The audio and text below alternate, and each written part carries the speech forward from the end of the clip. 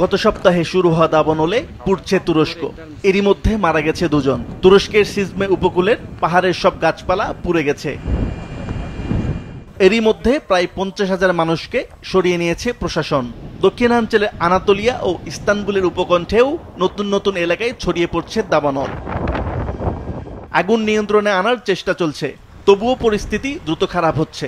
জলবায়ু পরিবর্তনে ভয়াবহ প্রতিফলন যেন এই দাবানল। ভূমধ্যসাগরীয় এই অঞ্চলকে আগেই ওয়াইল্ড ফায়ারের হটস্পট হিসেবে আখ্যা দিয়েছিলেন বিজ্ঞানীরা। এবার সেই সতর্কতারই বাস্তব রূপ দেখা যাচ্ছে। এদিকে সপ্তাহখানেক ধরে ভয়াবহ দাবানলে পুড়ছে গ্রিসের দক্ষিণ পশ্চিমাঞ্চল।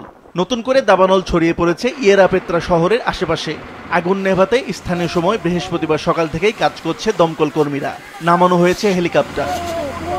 বাতাসের গতি বেশি হওয়ায় আগুন দ্রুত ছড়িয়ে পড়ছে বনভূমি ও জলপাই বাগানে। হোটেল ও বাড়িঘরের আশেপাশেও পৌঁছে গেছে আগুন।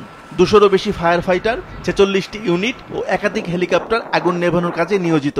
এরই মধ্যে সরিয়ে নেওয়া হয়েছে 5,000-এরও বেশি বাসিন্দা ও পর্যটককে। রাজধানী এথেন্সের উপকণ্ঠেও বৃহস্পতিবার নতুন করে দাবানল ছড়িয়ে পড়েছে।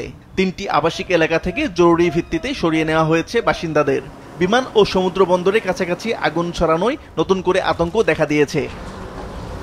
আসিফ আল আমিন, মাছরাঙা নিউজ ডেস্ক।